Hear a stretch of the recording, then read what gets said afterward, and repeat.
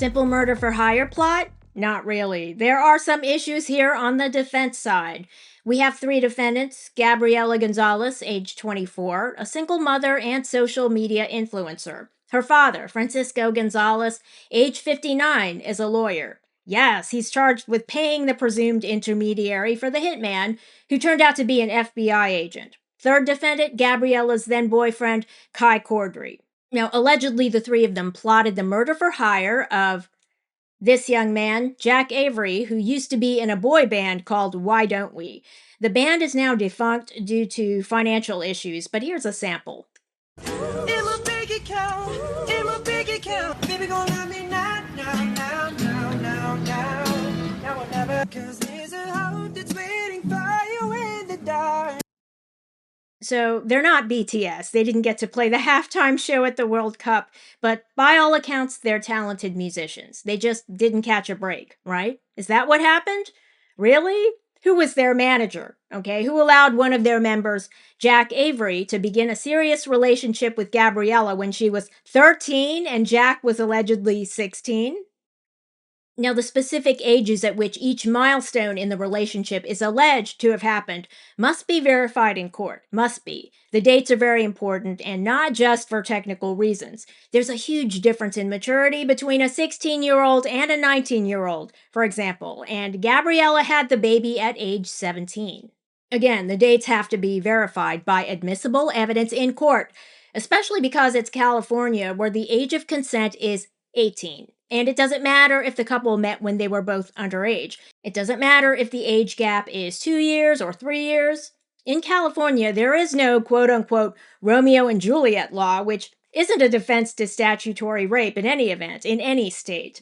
I'll also mention that the so-called Romeo and Juliet laws are most common in red states, conservative-leaning or Republican states. They're less common in Democrat-leaning states.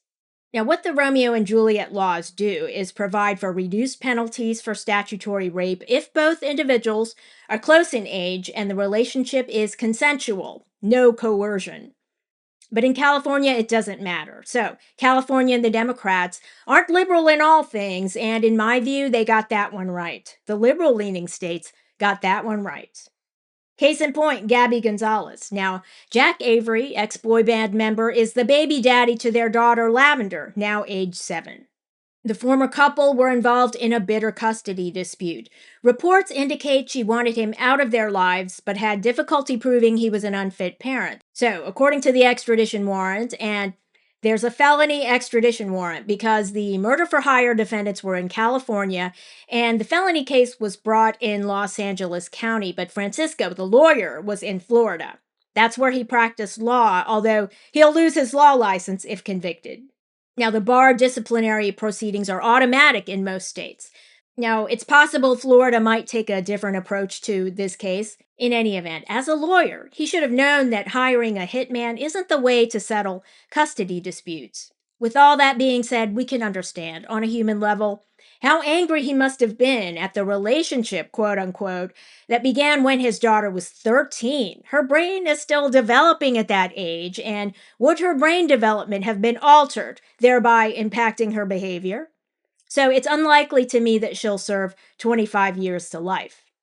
Francisco, though, might get a lengthy sentence, and he will serve it in state prison. I've spoken before on this channel. Federal prison isn't safe or clean, but safer and cleaner, generally speaking, compared to state prisons. Apparently, the boyfriend at the time, Kai Cordry, was the dark web guy who knew how to announce a bounty on the dark web for a murder for hire, but the presumed hitman was an FBI agent. Now, funds were transferred into a cryptocurrency account, $14,000 in several installments. Francisco was the source of the funding, and apparently Kai Cordry is the witness who tied Gabriella to the plot. He told the FBI agent that she wanted the murder done. Now, it's possible there's no evidence tying Gabriella directly to the dark web discussion, so she could have a defense there.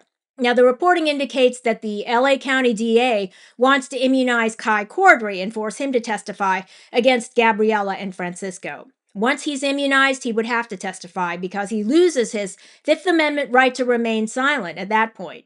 Although there's some disagreement about that, the general consensus is he loses the right to remain silent because the Fifth Amendment right is based on the right to avoid self incrimination. If you're immunized from prosecution, you wouldn't be incriminating yourself.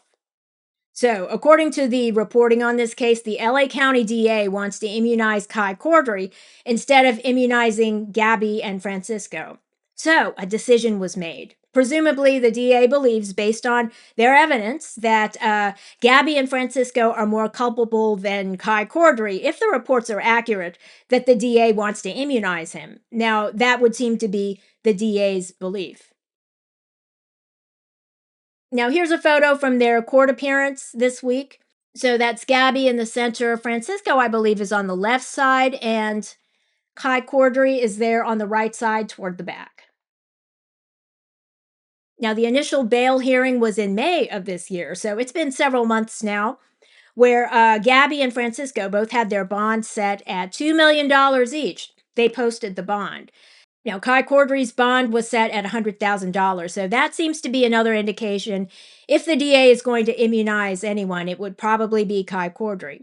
They've all been on release for months. The court hearing this week was for the arraignment, where they were supposed to enter a plea, but the defense requested a delay in the arraignment to September 14th. The defense says they're still going through the discovery material that's been provided, so they're not prepared to enter a plea yet. And that presumably is what caused the legal news media to pounce and theorize that plea negotiations may be taking place. Now, additionally, we can take a lesson from the Tyler Robinson case. He's the accused killer of conservative activist Charlie Kirk. It seems to me that the defense could be giving the prosecution a chance to add reduced charges.